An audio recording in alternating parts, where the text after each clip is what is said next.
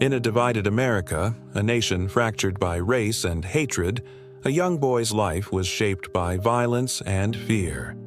No one could have predicted that this child, Malcolm Little, would one day rise to become one of the most powerful and influential voices for freedom and human dignity in the 20th century.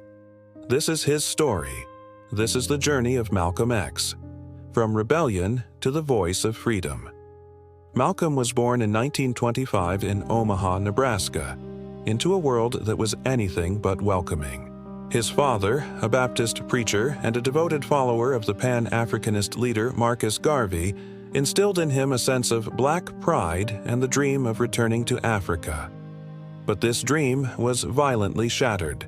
When Malcolm was just 6 years old, his father was murdered, a brutal act of racial violence that would forever scar him. The tragedy sent his mother into a deep depression, and the family, once a source of strength, was torn apart. The children were scattered into the foster care system. Young Malcolm grew up angry, his heart hardened, completely disillusioned with the hollow promise of American justice. He saw a system that didn't protect him, a society that didn't value him. The seeds of rebellion were sown deep within his soul. As a teenager, Malcolm's path spiraled downward. He dropped out of school, convinced that the world had nothing to offer a young black man with ambition. He moved to the cities, first Boston, then Harlem, and fell into a life of crime. It was a world of hustling, drugs, theft, and gambling. This was Detroit Red, a sharp, street-smart figure, a far cry from the boy who had once listened to his father's sermons. This life inevitably caught up with him. In 1946, at just 21 years old, Malcolm was arrested for burglary and sentenced to 10 years in prison. The heavy steel doors of Charlestown State Prison slammed shut behind him. But for Malcolm, prison wasn't an end. It was a rebirth. Behind those cold, unforgiving walls, a new Malcolm began to take shape. He found a hunger for knowledge he never knew he had. He started by copying the entire dictionary, word for word, to expand his vocabulary. He then moved on to the prison library, devouring books on history, philosophy, and religion. He read voraciously, trying to understand the world that had cast him aside. It was in this environment of self-education that he first encountered the teachings of the Nation of Islam, a religious and political movement led by Elijah Muhammad. His siblings, who had joined the movement, wrote to him, telling him about a faith that taught black self-reliance and identified white people as the source of oppression. For Malcolm, it was a revelation. It gave a name to the anger and injustice he had felt his entire life. Through this new faith, Malcolm found a sense of purpose and discipline he had never known. He stopped smoking, gave up pork, and dedicated himself to his studies and prayers. He began a correspondence with Elijah Muhammad, the leader he came to revere. He also made a symbolic change that would define his public identity. He rejected his surname, Little, which he saw as a slave name, given to his ancestors by a white slave owner. In its place, he took the letter X. This X represented the unknown, the lost tribal name of his African ancestors, stolen from them generations ago. It was a powerful act of reclaiming his identity. When he was released on parole in 1952, he was no longer Malcolm Little, the street hustler. He was Malcolm X, a devoted and disciplined minister of the Nation of Islam. He rose quickly through the ranks. His intelligence, his passion, and his raw, electrifying speaking style made him a star. He traveled across the country, establishing new temples and converting thousands of new members. Malcolm X became the most dynamic and prominent spokesperson for the Nation of Islam. He challenged the American system with bold, uncompromising words. At a time when Dr. Martin Luther King Jr. was advocating for nonviolent civil disobedience, Malcolm X presented a starkly different philosophy. He preached black self-defense, famously declaring that black people should fight for their freedom by any means necessary. He didn't believe in turning the other cheek to brutality.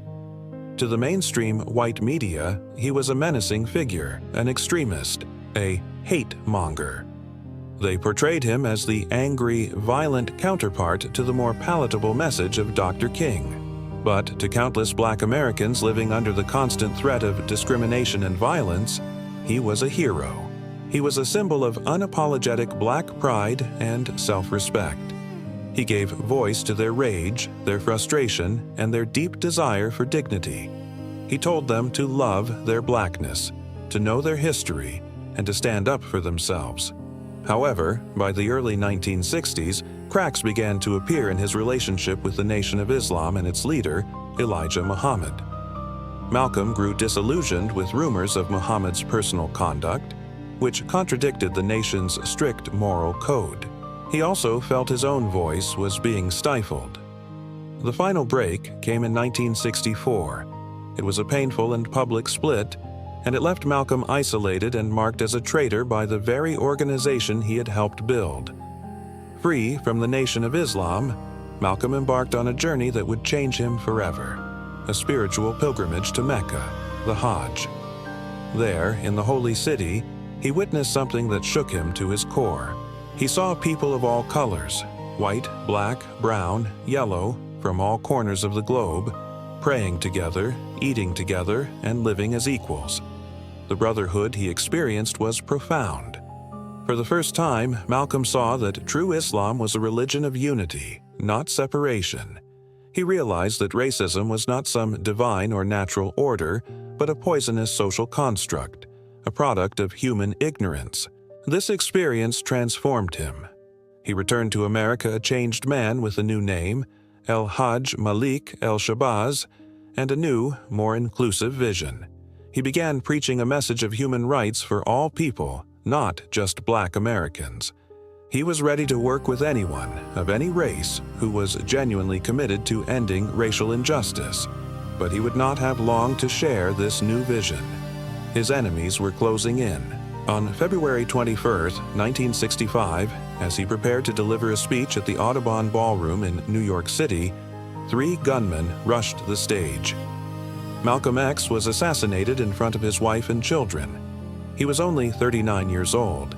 His body fell that day, but his voice, his ideas, and his legacy continue to echo through the halls of history.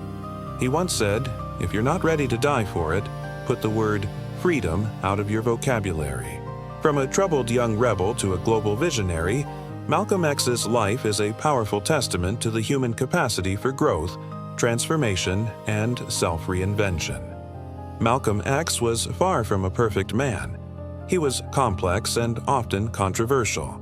But his journey teaches us a vital lesson, that truth, justice, and freedom are never simply given. They must be fought for, they must be demanded, and they must be earned. And it proves that sometimes it is in the deepest darkness that the most brilliant light is born. Thank you so much for watching. If this story moved you, please consider liking this video and subscribing to our channel for more stories of the people who shaped our world. We'll see you in the next one.